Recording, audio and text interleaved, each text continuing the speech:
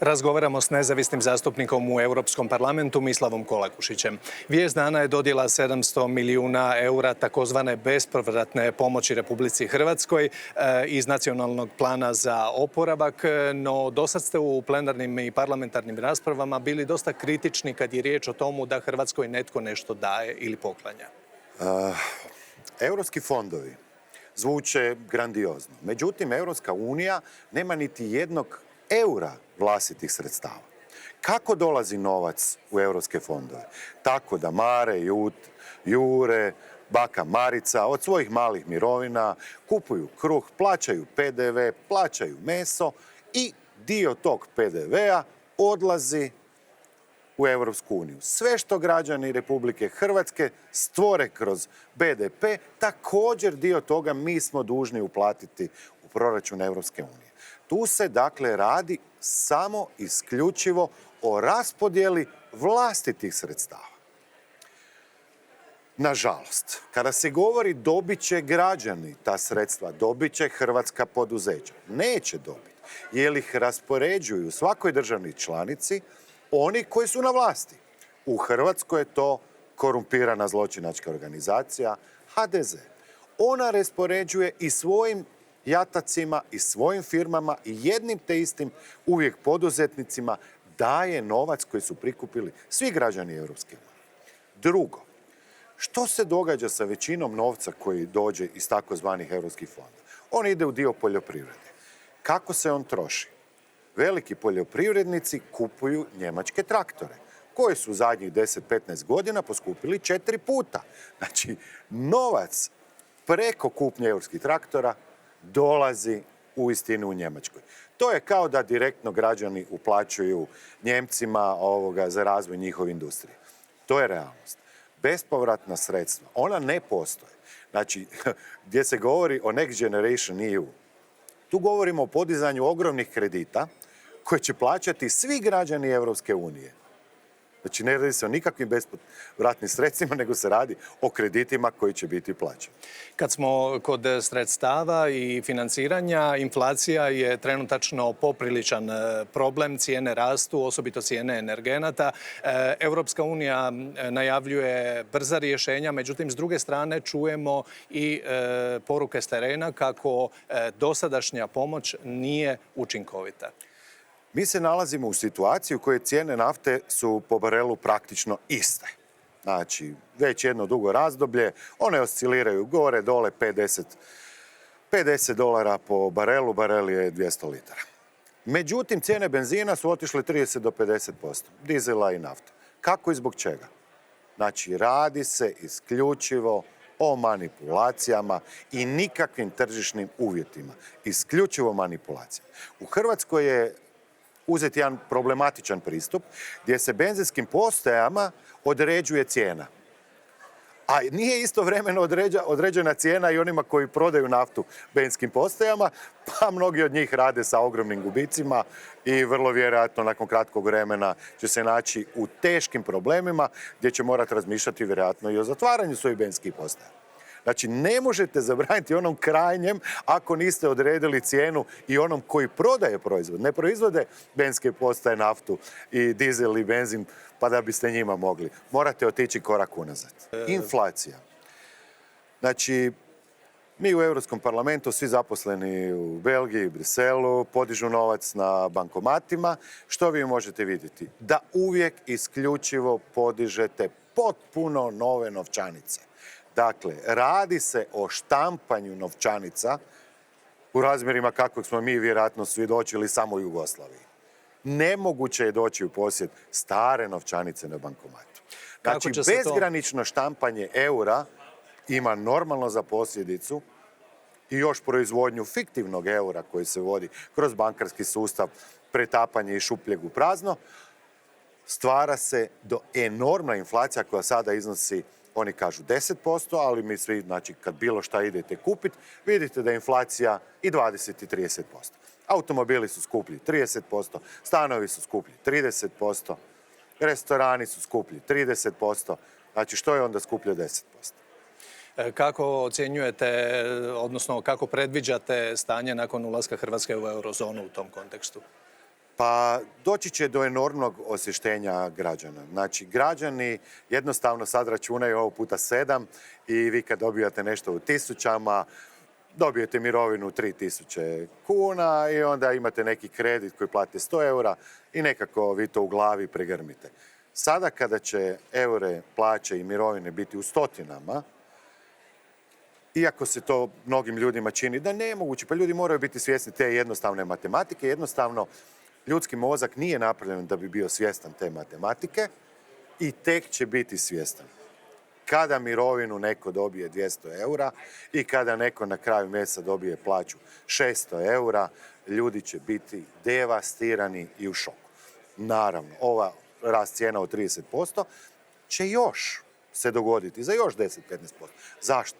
Ne zbog realnosti i zbog samog uvođenja eura, nego zbog prilike.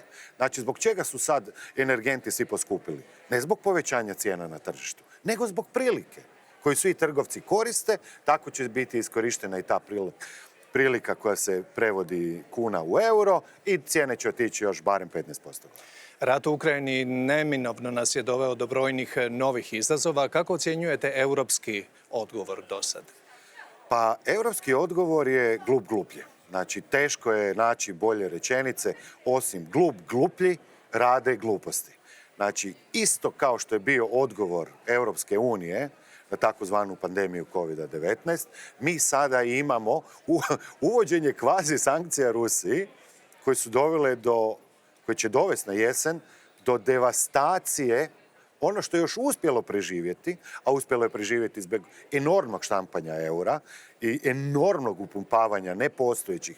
Znači, svaka valuta mora imati nešto da stoji iza nje. Mora ili imati gospodarski razvitak ili nešto. Ukoliko toga nema, vi proizvodnjom novog novca bez pokrića samo stvarate devalvaciju i uništavate gospodarstvo. Jer ima previše novca na tržištu i onda vam stan može biti u Berlinu 13.000 eura, u Zagrebu na Peščenici 5.000 eura, jer jednostavno novac više nema nikakvu realnu vrijednost.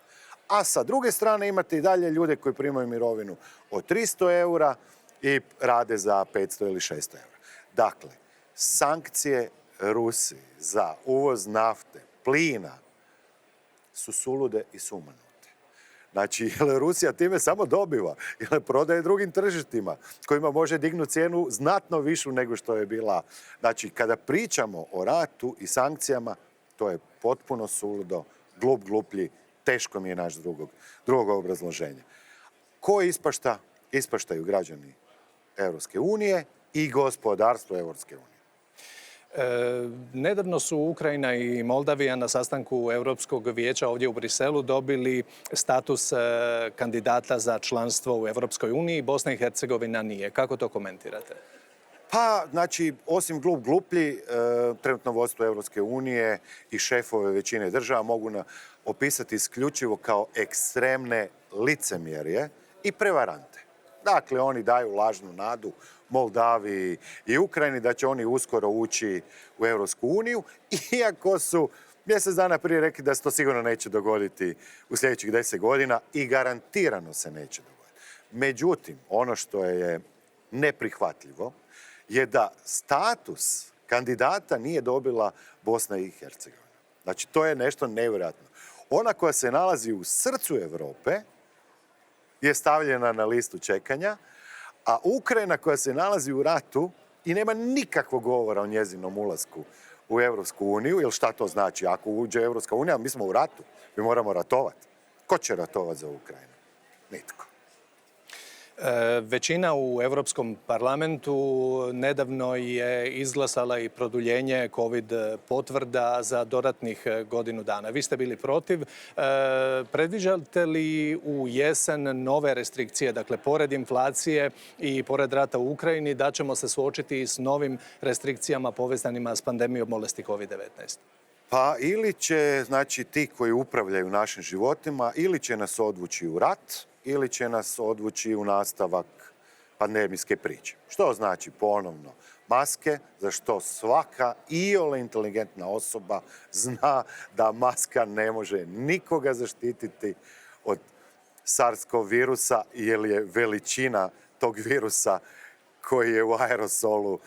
To je kao da, njemu je to kao ulaz, ta maskica je kao ulaz u pećinu. Znači 7x7 metara. Svaka iole inteligentna osoba, što dokazuju bezbrojne studije i podaci, zna da takozvana cjepiva protiv SARS-CoV-2 ne sprječavaju zarazu, jer ogroman broj ljudi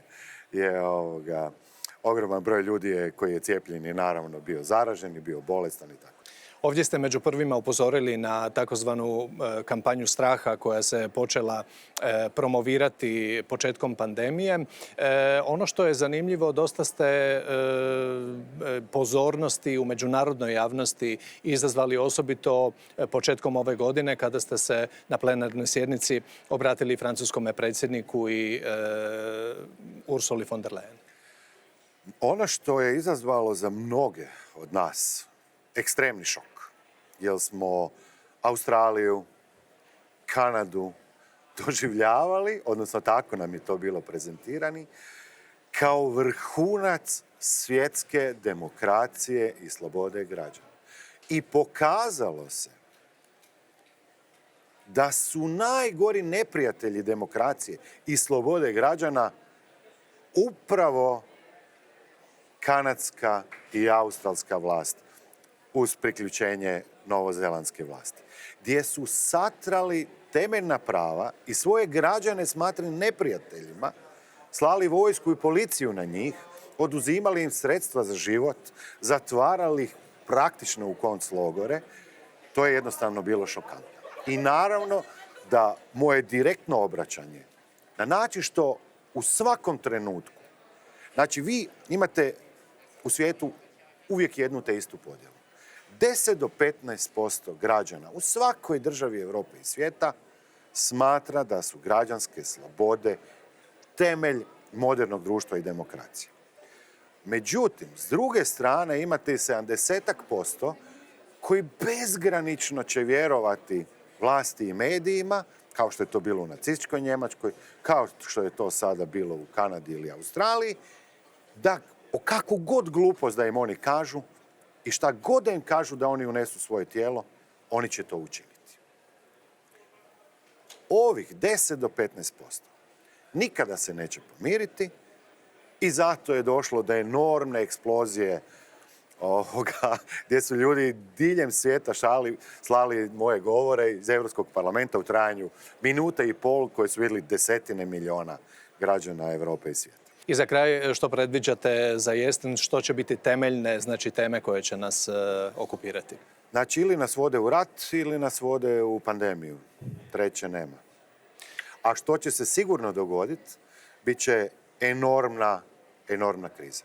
Znači, to je neizbježno. Jer Europska unija i države neće uspjeti nabaviti dovoljne količine plina i energenata da bi prikrile prestanak. Ne možete vi brodovima dovoditi te količine koje vam idu kroz plinovode i to. To je jednostavno nemoguće. Znači, morat će doći do smanjenja proizvodnje, bez obzira na porast cijena. Neće jednostavno biti dovoljnih količina da bi se moglo nastaviti. Mnogi građani ne znaju da većina tvornica radi na plin. To je njihov osnovni energent. Znači, pa kažu ljudi, možemo struju, vjetroelektrane. Pa vjetroelektrane su za punjenje mobitela, sve drugo je priča za malu djecu. Znači, morat ćemo ili sagraditi ekstremno brzo 100-tinjak nuklearnih elektrana ili nam nema pomoći. O europskom odgovoru u svakom slučaju i nekom drugom prilikom. Hvala vam na ovom razgovoru. Hvala.